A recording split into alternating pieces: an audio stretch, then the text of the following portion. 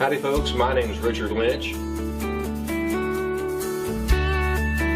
Earliest of my memory, I can remember getting up and walking out in the old, we were raised in an old farmhouse, and I'd get out of bed, we'd run into the kitchen, and Dad would have a fire built in the old cook stove, and I can remember on the radio, be playing some traditional country music, the Osborne Brothers, and you know, back then it would be Buck Owens and Mel Street, and I just knew that that music was in my heart because my dad did it, and it was what I wanted to do, no question. He'll tell you that tradition in America is strong. Country's from the heart. It's the horses, it's the horse barn, it's the raising the hay, working on a farm, getting to work with my old cattle dog, enjoying country to its fullest, and enjoying country music to its fullest. Country to me is just a way of life. I think a lot of people that have respect for our country and our traditional values like my music. I'm pretty sure of that.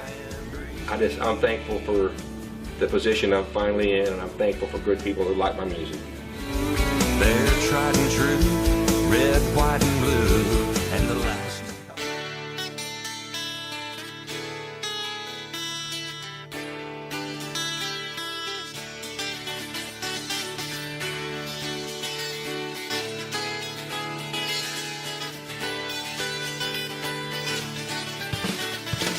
Welcome to the Better Each Day podcast radio show with Bruce Hilliard. Today and every day, reaching out for innovative ideas in every way. Today's show is brought to you by your future. It comes with a lifetime guarantee. Make a better each day now, baby. Better in every way. They put in Traditional country crooner and member of the Independent Country Music Hall of Fame, Richard Lynch is no stranger to chart-topping hits. His last 3 singles reached that pinnacle on multiple radio airplay charts, including New Music Weekly, Roots Music Report, and IndieWorld Country Record Report. His hit, Queer American Proud, was recently named the #1 traditional country song of 2010 by Roots Music Report. I caught up with Richard in somewhere, Texas, as on the road as you can get, talking to us on his cell phone, headed to country music greatness. We're American proud. Today we're with Richard Lynch. How are you doing today, Richard? Hey, Bruce, I'm doing great. Thanks for having me, pal. So, tell me, you're out on the road right now? Are you touring, or what are you doing? Yeah, we spend an awful lot of time out on the road traveling, and we're currently down in South Texas doing several shows up the Rio Grande Valley. We got off a boat last Saturday afternoon, or Saturday morning, I guess you should say. We've been doing a country music cruise all the way down through Yucatan, so a Gulf of Mexico cruise, playing country music with 6 other acts, and that was a treat. We had a lot of fun with that. You know, there's a lot of folks everywhere we go who love that traditional country music, and so you know we get to do what we love to do and be around people that love what we do. It's a pretty good way to make a dollar, my friend. Doesn't get any better than that. You recently did a tour, I believe, last summer, Alaskan cruise, rather. I'm going for. Yeah, we got to go up on a cruise up in Alaska, and didn't go into the interior of Alaska, but we also played music on that cruise with Mr. Jimmy Fortune from the Statler Brothers, and wow, now there's a talent right there, and to be able to play with somebody that I've always, admired and loved his music was pretty special with me. It was a pretty great event for us. That's awesome. One of the first albums I bought was the Statler Brothers, Flowers on the Wall. Man, that's going back a day or two now, my friend. Well, I tend to date myself a little bit, but it was a great song. There was a lot of great, they had a lot of great music. In fact, I probably have the album memorized because, like I said, it was one of my first albums, so I listened to it probably 5,000 times. Don't that just go to show you, though? I mean, great country music, and I say this everywhere we play, great country music does not have an expiration date. People love the music, and the folks that are not necessarily getting to hear it very often, the young folks, when they get a chance to hear it, they tend to gravitate to it. They tend to follow it. They automatically, want to be more, made aware of the music. And so I'm just so proud that I get to play traditional country music and kind of help keep it alive as best as I can. I just interviewed an English rock band about 3 weeks ago called Stilia, and they sound like an English rock band. So I always ask a question at the end of the interview. What kind of music do you listen to? What kind of music do you like? And the lead singer just kind of took over and said, I got this. He said, George Strait. I love it. I know. That's pretty traditional stuff right there. And I thought, wow, this guy's maybe 23 years old. He lives in England, and he's into George Strait. So I don't know. I always listen to the stuff from England, so I guess that makes sense. But I don't know. Well, this goes to show you, great music is universal. Once people find out that they can, kind of connect with the music, it doesn't matter where you're from. It's all about the music. And we play in Ireland summer before last with David Frizzell. Oh, wow. And I was kind of not knowing what to expect when we got over there. And when we got across the pond, as soon as the jet landed, we went into the airport there, and there's a young man, 20-some years old, singing Keith Whitley songs and old songs from the 60s and 70s. And I'm like, well, this is really cool. Well, come to find out, traditional country music in Ireland is the largest genre in the entire country. I didn't know that, but I felt right at home. I'll put it that way. Wow, you must have been a superstar over there, huh? It sure, it seemed like it is. People they love the music, and David Frizzell, what a legendary family he comes from. Lefty Frizzell era, and all the folks from the 50s and 60s, and to be over there with David, and to be around that, that much appreciation for the music. Well, I was walking around 10 feet tall for a few days. That's got to make you feel good. That's got to. Oh wow. Who are your early influences? Well, I would say, I grew up in a country music household, and by that, my dad was an incredible entertainer, singer, played all over the Ohio, Kentucky, Indiana area. I was from southwestern Ohio, born and raised on a farm there, and I grew up listening to the real country music, and from the earliest recollection I had, there was Buck Owens and Merle Haggard and George Jones, and my dad was a huge fan of Ernest Tubb and all the folks from his era. But I would have to say my number one earliest influence was a guy named Conway Twitty. Oh my gosh, I just loved his music. And as I got a little older and started performing by myself, a guy by the name of Keith Whitley absolutely influenced me just immensely. I loved his music. I loved being around, that type of sound. Even today, if you listen to my music, you can hear some influence by Keith Whitley and Conway Twitty. Yeah, those are huge names. I'm not what I would call a gigantic country fan. I love it, but I don't, it's not really my genre of topics that I speak well in. But Those are well-known names. What was the first big concert you attended? This is going to blow you away. Oh, God, I knew it'd be a good answer. I mentioned my dad, and the first concert I ever got to, I was actually 8 years old, and my dad was playing with a guy by the name of Porter Wagner in Dayton, Ohio. It was an outside concert. And I got to go for the first time, and me and my younger brother and my mother was sitting in the audience watching my dad perform. And I'm watching the show, and I'm seeing this guy that I watch on TV every Saturday night up with my dad. I'm like, wow, this is so cool. My dad's a star. Yeah. So I was really mesmerized by this. And Dad's performing, and unbeknownst to me, he pointed down at my mom and said, set that boy up here, pointed to me. Oh. So I got up on the stage and did an old Buck Owens song. I got a tiger by the tail. Oh, yeah. And that was my first introduction to performing live on the stage. Was about 5,000 or 6,000 people on there. Not everybody can say that, but my dad made sure that he put me up there. You want to start small, you want a good venue.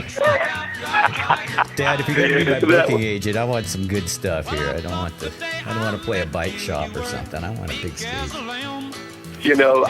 was, I say that, and I even question myself. That really happened. That was so cool. What a memory, How old were you? But I was 8 years old the first time I did that, and I was bit really early by the country music bug, you might say. Of course, my dad was a well-established entertainer in the area, and the fact that I'm performing, my dad's name was Woody, and so here I'm playing. I was known as Woody's boy for a long, long time, and I sure did not have a problem with that, I can tell you.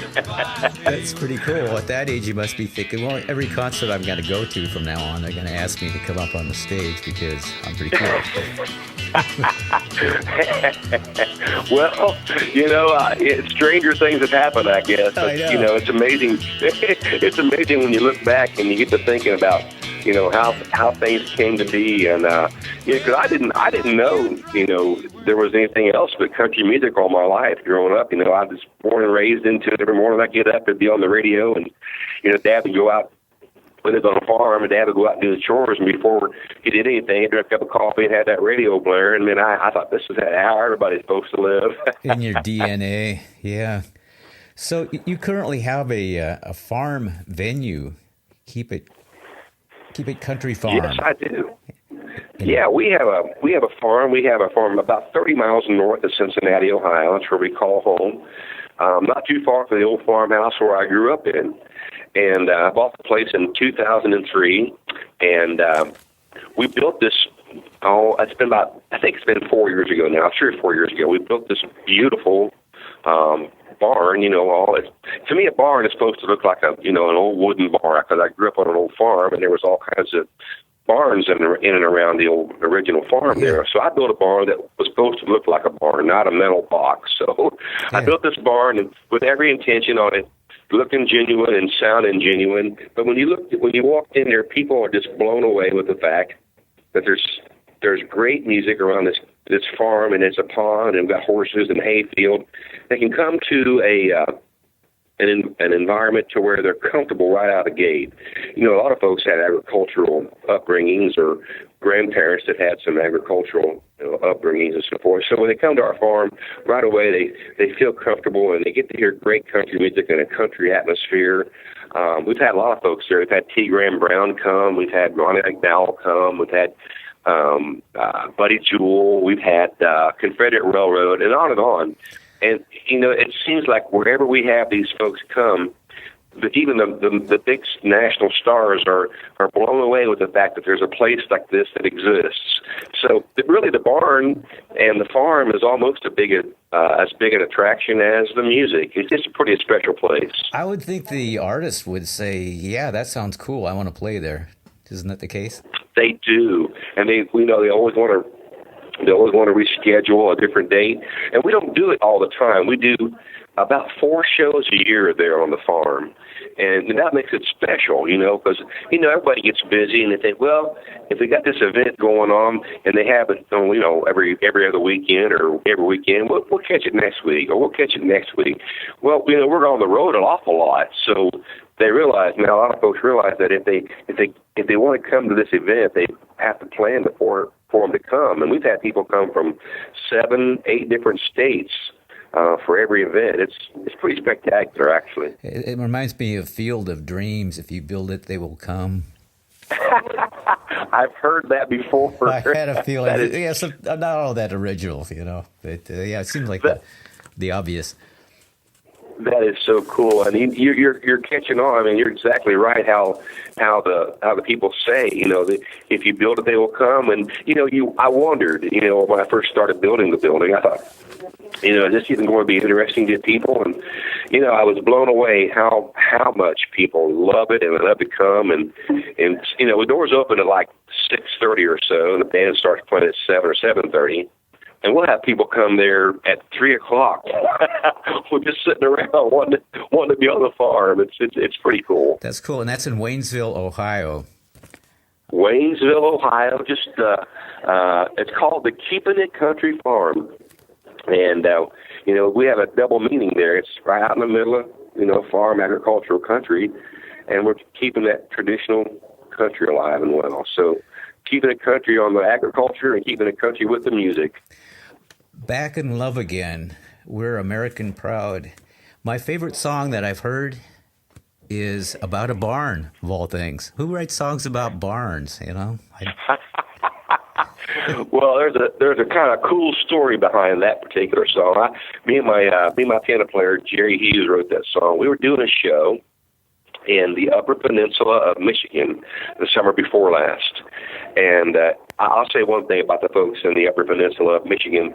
They don't get a whole lot of entertainers up there just because they have a short season. It doesn't stay warm an awful long time up there. So when a band comes up and they enjoy them, they thoroughly enjoy them and the music up there. So we did our show, and we were in intermission, and a lady walked up to me and she says, "Richard, I love your music. I was wondering if you'd write a song for me." And I don't hear that every day. I kind of snickered a little bit. I said, "Well, sure, tell me more." She said, "Let me start." She said, "I have a foundation that I want to start here in Michigan to help and save and preserve old barns that are kind of disappearing around the countryside." And I said, "Well, me being a farm boy, I can relate with that immensely." She said, "What I'd like to have you do is write me a song that I can call an anthem, take it down to Lansing, Michigan, get some funding and get some organization behind it, and go around and maybe save a barn or two a year." I said, "Well, that's a really cool concept." So about 6 months goes by, and me being the ball of fire that I was, 6 months goes by, and I finally write the song. No, you got to do what you got to do. Yeah, I wrote the song, and I sent it to her, just me playing the guitar, and she really wasn't that impressed with it. I thought, "Well, daggone it, I don't know what else to do." I thought, "Well, I'm going to go ahead and record this song because I think it's pretty spectacular." So we put it on an album, and she said, "Will you send me the finished cut of the finished composition of Worth Saving?" The name of the song is called Worth Saving. Yeah. I sent it to her.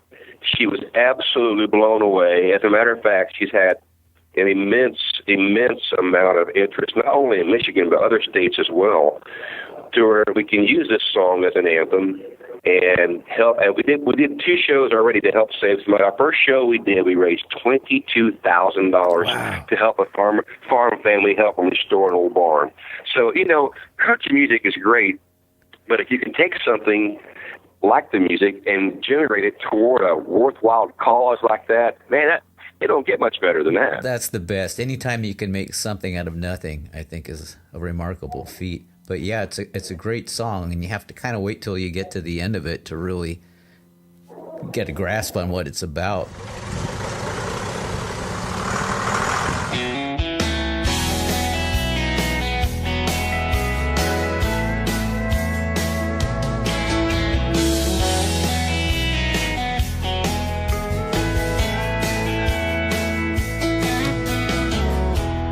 Picture a place where many years have gone by. A Michigan winter and a deep blue sky. That cold north wind couldn't bring it down.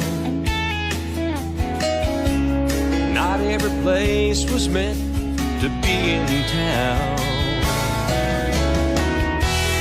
This old barn is where I used to play. This old barn is where my grandpa prayed.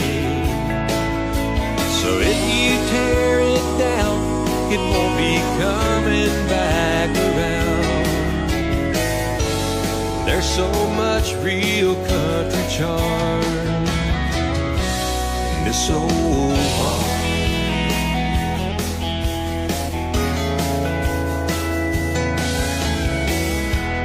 Hand-hewed beams and them old dirt floors, old leather tack hanging from a rough sawed board, and you can still read that old faded sign. Hardware flour and the 5 and dime. This old barn is where I used to play. This old barn is where my grandpa prayed. So if you tear it down, it won't be coming back around. There's so much real country charm. This old barn.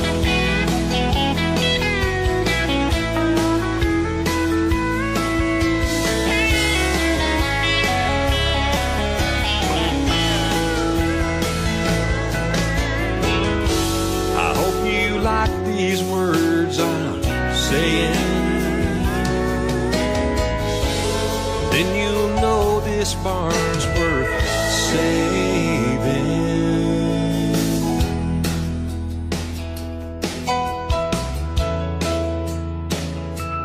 This old barn,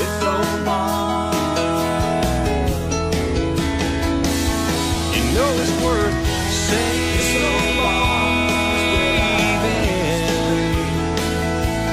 This old barn, is where my grandpa prayed.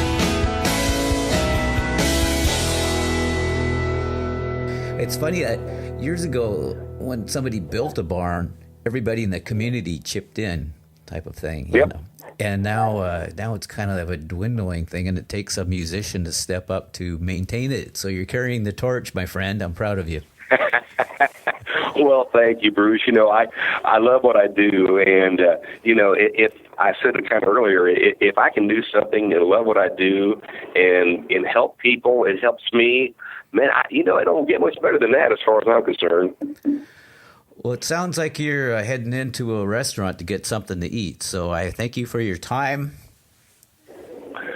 Bruce, it was an absolute pleasure to get to talk with you, sir. And we're down here in South Texas. We'll be heading north here in a couple of weeks. We'll be playing all over the country. I'd like to invite all your listeners to go to my website, richardlynchband.com. Check us out. We'd love to see somebody, all these folks out here on the road. And always say to everybody, we're going to keep it country. I hope you join us. All right. Thank you so much, Richard. Thank you, sir.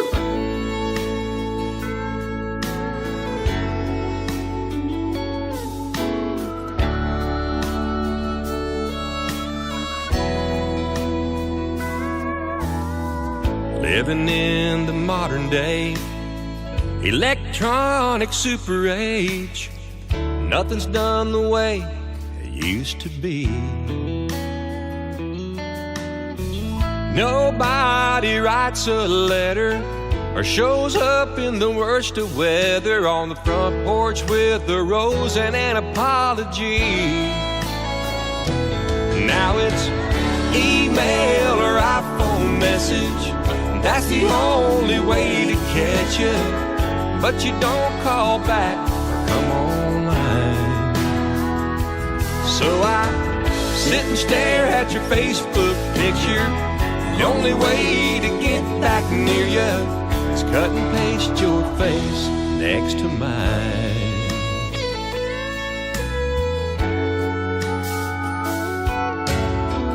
It looks good and it matches up. What a shame that ain't us, like it used to be once upon a time. What I'd give to have you back, how I'd love another crack, just one more chance to get it right. But now it's email or iPhone message, and that's the only way to catch you. But you don't call back or come online. So I sit and stare at your Facebook picture. The only way to get back near you is cut and paste your face next to mine.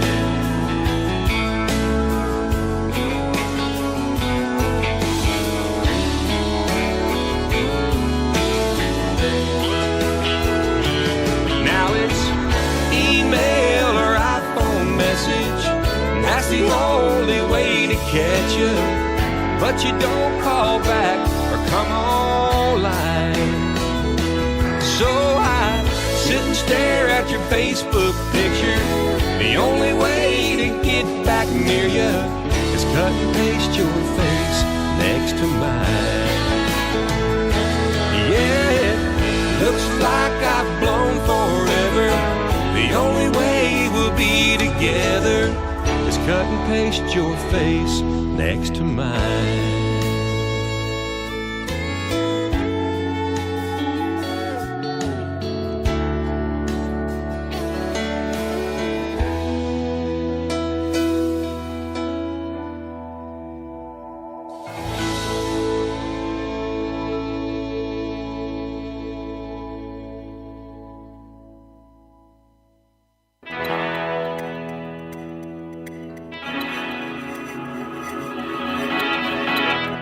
Support for Better Each Day comes from BruceHilliardHomes.com. For a better day in buying or selling a home, search BruceHilliardHomes.com or visit our website Better Each Day for more information. And while you're there, subscribe to the show. It's free. That's BruceHilliardHomes.com, Windermere Real Estate, and make it better each day.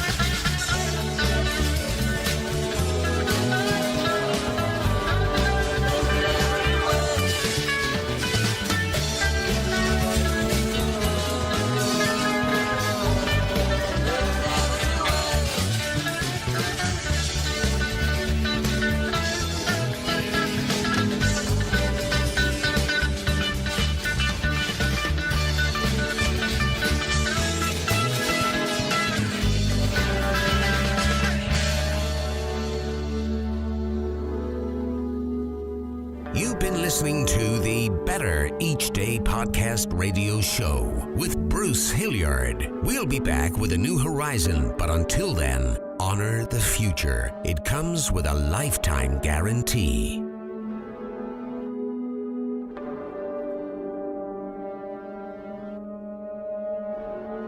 And we're all just trying to make the next day a bit better.